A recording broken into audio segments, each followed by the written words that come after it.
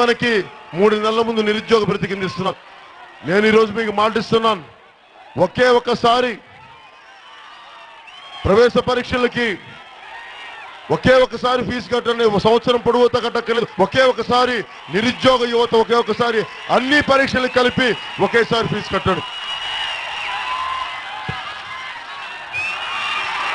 అలాగే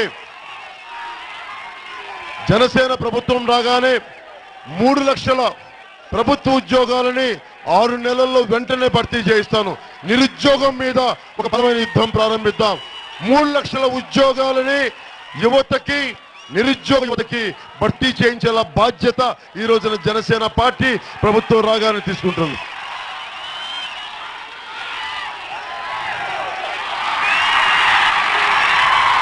అలాగే ఎస్సీజెడ్ల పేరు మీద పరిశ్రమలు రాని పరిశ్రమలు పెట్టని పారిశ్రామికవేత్తలకి రైతు అసలు ఏమాత్రం ఉద్యోగాలు ఇవ్వని, స్థానికులకు ఇవ్వని పారిశ్రామికవేత్తలకి వేలకు వేల ఎకరాలు కట్టుబెడతా ఉన్నాం.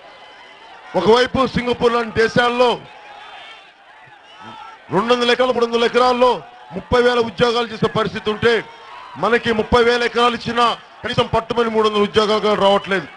ఇవన్నీ పక్కన పెట్టి ప్రత్యేక వ్యవసాయ మండళ్లు పెడదాం. ప్రత్యేక వ్యవసాయ మండళ్లు పెట్టి స్పెషల్ అగ్రికల్చర్ జోన్స్ పెట్టి 1,00,000 మంది యువ రైతుల్ని తయారు చేస్తాం. మీకు ఉపాధి అవకాశాలు వ్యవసాయం ద్వారా కల్పించే బాధ్యత జనసేన ప్రభుత్వం తీసుకుంటుంది.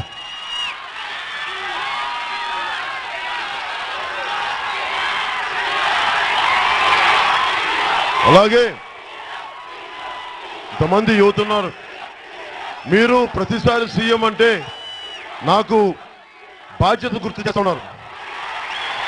మీకోసం అన్ని వదిలేశాను. ఏమీ లేకపోతేనే ఇంత ప్రేమ ఇచ్చారు.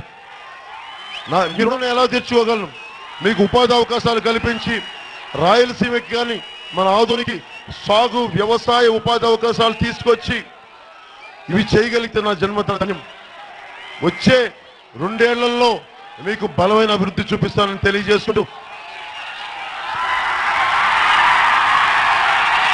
జాగ్రత్త. మా ఆడపడుచులకి మీరు చూపించే ప్రేమ ఆదరణలకి మీకు అండగా ఉంటామని తెలియజేసుకుంటూ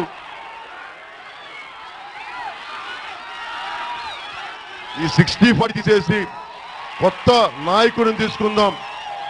60-40 కాదు, 100% బంగారం మా మల్లప్ప గారిని ఆదోని నియోజకవర్గానికి బలమైన మెజారిటీతో గెలిపించవలసిందిగా కోరుకున్నాను.